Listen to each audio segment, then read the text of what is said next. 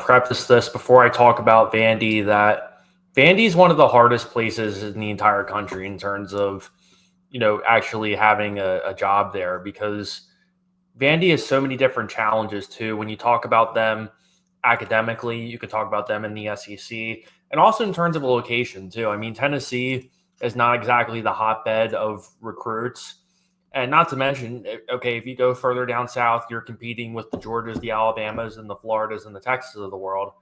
But then if you go up in terms of the Michigans, the Ohio's, and whatnot too, you're competing with all the big juggernauts of the Big Ten. So I always like to start by saying Vandy's a really difficult job, and even as time passes, it definitely kind of reminds you too of how much success James Franklin had back when he was there from 2011 to 2013, winning 24 games there before he took the job at Penn State. And then after that, when Derek Mason was there from 2014 to 2020, when I think his overall record was 27-55. So it definitely is, it definitely goes to show how difficult it is to win in the SEC, but particularly for Vanderbilt too, because Clark Lea goes into his fifth season, and if you look back at his previous seasons, I mean, in 2021 and 2023, he was 2-10.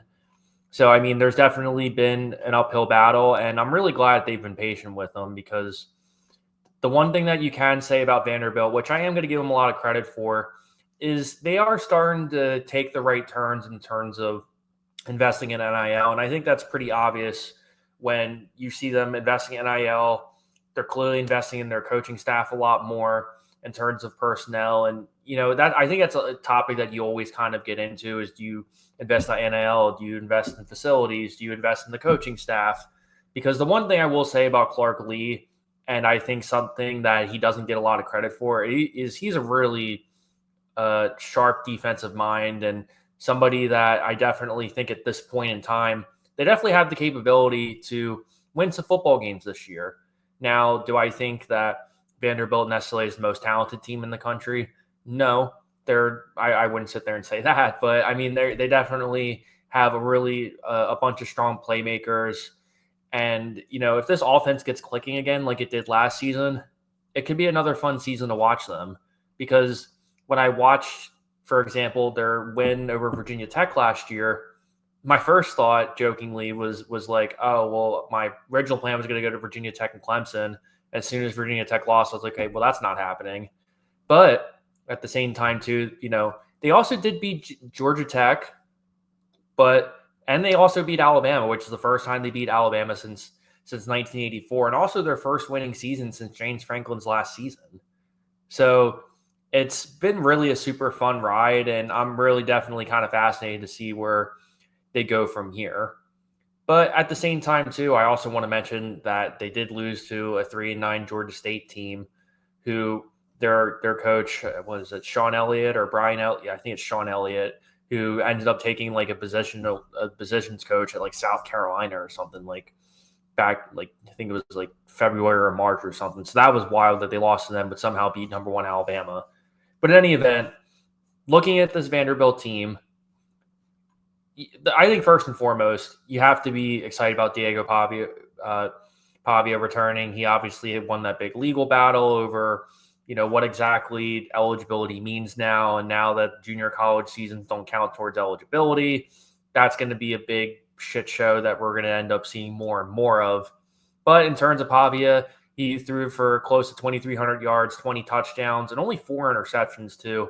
And also has been really, really a strong force on his feet as well, for running for about 800 yards in each score. So we're definitely going to need to see a hell of a lot more of that if Vanderbilt wants to have another bowl season on the horizon. And I think one issue that Vanderbilt struggled with last season that I think they're going to get better with this year is, you can definitely tell the one thing I give them a lot of credit for is they clearly invested in their offensive line this season.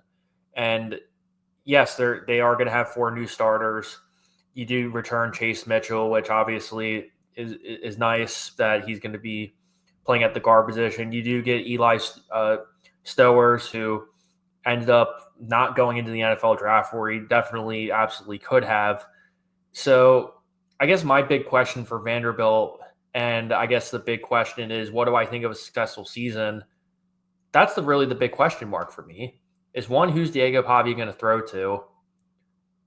And most importantly, how do they kind of put this together? Because I think now that these stabs have had a full offseason to really watch Diego Pavia do his thing, is that magic's still there? And trust me, I want it to be. When I think of just objectively just players who I think are some of the most fun to watch, Diego Pavia is definitely on that list because he kind of turns something into nothing. And who he reminds me of in that way, almost like Kurt Warner, in the sense where, Kurt Warner, he started off in the Arena Football League and then just slowly, incrementally built his way up. And, he's an undersized guy, and he's just one of those dudes that when you watched him play and you saw him in the interviews, he's somebody that you want to see freaking win. And I really hope that works out for Vanderbilt, even though, as I'm about to get into, there definitely are some spots where I'm legitimately questioning, can they get there and can they overcome that? But if anybody can do it, it's definitely Clark Lea. And first and foremost, I talked about the weapon situation a couple seconds ago because I think Junior Sherrill is going to be, a solid kid. I mean, he's not necessarily somebody you get too excited about if he's your number two. He's probably in most depth charts in the SEC, probably closer to a 3 or a 4. But then you also have Trent Hudson, who's coming in from New Mexico State. And, he also had a season at Mississippi State. So you're kind of hoping that he can come along and potentially be that number 2 if you don't have Junior Sherrill there. I talked about the offensive line a couple seconds ago. I don't anticipate their offensive scheme to be too much of a change necessarily. I do anticipate Vanderbilt probably doubling down on running the ball even more, in the sense that until we really kind of see who their weapons are, it's going to be interesting for Vanderbilt too. And I'm really hoping that this is going to be another entertaining season for them, because there's so many highs and lows in terms of this team that no matter what happens this season, their 2024 Vanderbilt was definitely one of a season that was definitely something that Commodore fans are going to remember for a really long time, which kind of leads me to kind of talk about the defense a little bit too. And I think something that is definitely getting overlooked a little bit, given, Diego Pavia and his legal battles with the NCAA, and now that he's back, and,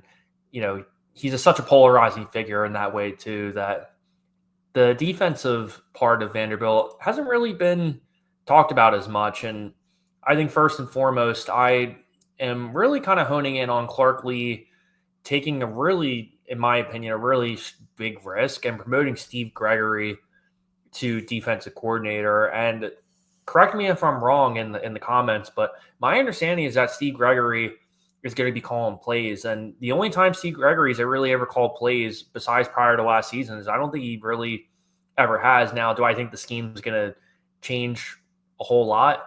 No, it's not going to. Just like the offense, it's not going to, it's not really going to make that big of a change in terms of the overall scheme. But I think if Vanderbilt really does want to take that next step, Clark Lea kind of has to have more of that CEO sort of mentality. And now that we're seeing some success now, he can't necessarily be the de facto defensive coordinator now. And you kind of have to, I think it's one of the best things that kind of makes a head coach is being able to really rely on those players too. Now, granted, Steve Gregory, I mean, he has some experience as a safeties coach. He did play in the NFL for a number of seasons with the San Diego Chargers. So, I mean, it's not like this guy doesn't know what he's doing, right? But it's just the big risks that you're ultimately taking. But I think one that seems calculated, and I would argue perhaps even necessary. However, when you do look at the rest of the roster, though, the one thing that you got to get really excited about with Vanderbilt in terms of them defensively is the amount of depth that they have in their defensive line, but also their cornerback room, which I would argue is probably one of the deepest spots in their entire roster, something that they haven't had that much depth in years. And I'm going to talk about a couple of these guys here. You have Nick Rinaldi and Bryce Cohen, who are going to be, some linebackers for him that I think could also maybe be another option for him in terms of a potential edge rusher for them as well, because the one thing Vanderbilt, I think, really struggled with last season was being able to have a consistent pass rush. Now, granted, probably Radon Fournette was probably their best kind of option in terms of that hybrid role between being an edge rusher but also being a linebacker. But I think what's going to change a little bit this season, I think it's going to be more of a kind of a committee in terms of really kind of getting to the quarterback. And, it's going to be led by Corday Snyder, who is really a strong player for him, and I think is going to be a guy that they're going to have some pretty high expectations for going into the season. And when you look at the rest of this team too, there's a solid amount of guys returning. I mean, you think about last year and you say Brian Longwell led the team with 89 tackles, and then you also kind of say to yourself too that the 2025 recruiting class as well, they were ranked 72nd, about 13 commits to 20 transfers. So they didn't really have a whole lot in terms of numbers necessarily, but I think what this Vanderbilt squad is really trying to do in terms of their NIL resources, and I think they're just kind of saying to themselves, hey, we're focused a lot more on quality versus quantity. And we've kind of seen as we go through with the SEC and a lot of these team previews that a lot of teams kind of have different ideas on that. And, at least too, I think the one thing that's also been kind of startling to me, which I mentioned at the beginning of the podcast, is they're only recruiting about 23% in state, which shouldn't be shocking to anybody, but it's just another testament to how difficult of it is of a job at Vanderbilt. And, like I said too, the thing about Vanderbilt this season is there's just a lot of things that are going to have to go their way this season. And you just kind of have to ask yourself, I think it's very obvious that Clark Lea is definitely the right guy there. He's definitely got a roster now where I think you can legitimately see them win some games. You can see them slowly turning the corner in terms of investing more. But my big question is, one, how much of that offense clicks again in terms of Diego Pavia? Is he a flash in the pan?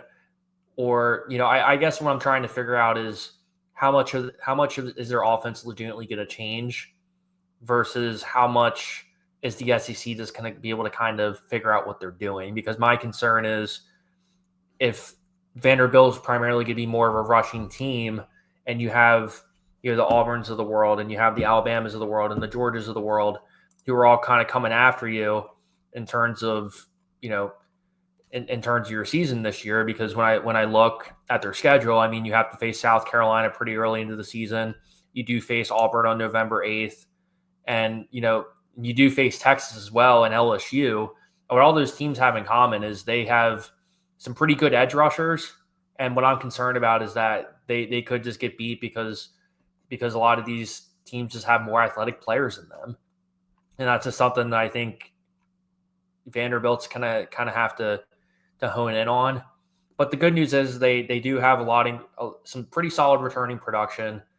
Eli Stowers, I think, is going to be a really big deal in terms of kind of being that safety net for him. But technically see this team hopefully making a bowl game. I mean, I like I said, they do play Virginia Tech again this year. They do play Georgia State again this year, and hopefully you win that one. And, it's tough because you face Alabama, you face LSU, and you face Texas and Missouri. I mean, those are three. That's going to be 4 or 5 games there. That's going to be just a brutal slate. But to me, what looks like a successful year is I think you have to really get as close to another 7-win season as humanly possible and not have any blunders in terms of their non-conference schedule.